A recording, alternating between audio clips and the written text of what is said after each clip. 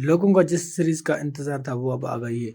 तो Lord of rings, जिसका title है द रिंग्स ऑफ पावर, और इसके 2 एपिसोड आ गए हैं और हर एक एपिसोड 1 हॉर्स का है। मैंने जब सीरीज को देखा और मुझे वो काफी मजा आया और मैं बोरिंग भी नहीं हुआ। तो मेरे ख्याल में इस सीरीज को ऐसा बनाया गया है कि कोई भी बोरिंग नहीं होगा। वैसे इस सीरीज को आपने भी देखा होगा और शायद आपको भी बोरिंग नहीं लगा होगा।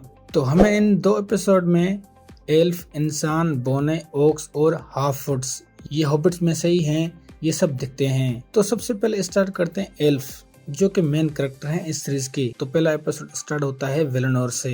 एल्फ वहाँ बहुत ही हंसी खुशी हैप्पी जिंदगी गुजार रहे होते हैं। तो वहाँ एक डार्क एविल मोर्गोथ एल्फ लोगों के एक गॉड लाइक ट्री को डार्कनेस में चेंज कर देता है और वहाँ से शुरू होती है वार। फिर एल्फ की आर्मी जाती है मिडिल अर्थ और मोर्गोथ और एल्फ के बीच वार होती है और ये वार बहुत टाइम चलती है और लास्ट में मोर्गोथ हार जाता है और इस वार में हजारों एल्फ मारे जाते हैं, मोर्गोथ की आर्मी भी।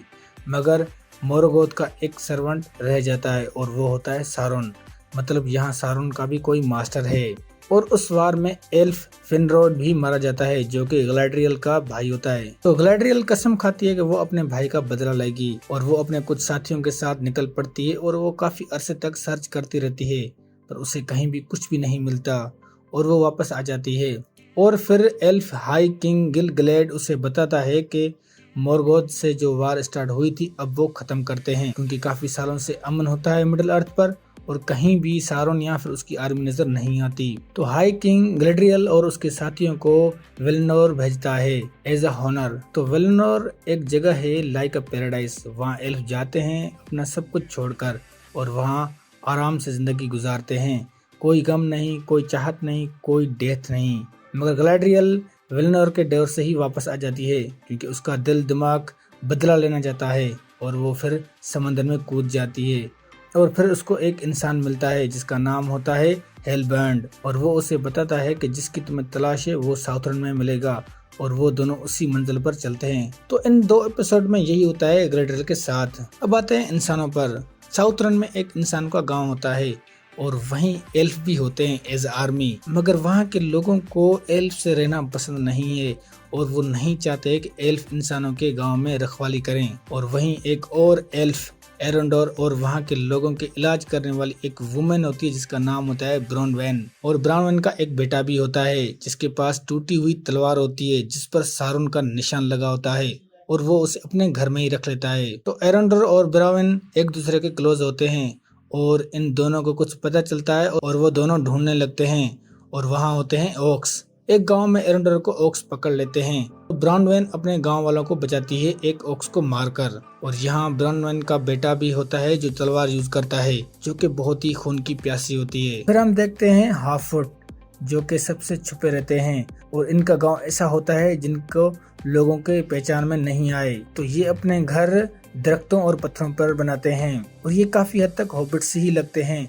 शायद आगे चल के इनको कोई नाम मिल जाए, क्योंकि ये बेसिकली हाफ फुट हैं जो कि हॉबिट्स ही हैं। उनके गांव में एक टूटता हुआ तारा गिरता है, उसमें एक अजनबी जादूगर होता है। उनके गांव में 2 लड़कियां होती हैं जिसमें एक का नाम होता है नूरी और दूसरा का नाम होता है पोपी। और वही अजनबी जादूगर को बचाते हैं और उसको खाना और रहने की जगह देते हैं। ये अजनबी जादूगर अभी तक पता नहीं कौन है, मगर वो जादूगर है, पर ऐसा लगता है कि वो सब कुछ जानता है। और फिर हमें बोने भी दिखते हैं जो पहाड़ों में रहते हैं और काफी खुशहाल जिंदगी है उनकी। ये भी इंसान की तरह एल्फ को पसंद नहीं करते। और एलेंड्रोन भी दिखता है जो कि एक हाफ एल्फ है और ये एक पॉलिटिशियन है। तो दोस्तों यही सारा होता है 2 एपिसोड्स में। और बता दूं कि ये मिडिल अर्थ की ओरिजिन नहीं है, ये अभी सेकंड एज चल रही है मिडिल अर्थ की। और इस एज में सारुन कैसे पावरफुल बना और रिंग्स को ओरिजिन कैसे हुई ये सब दिखाएंगे।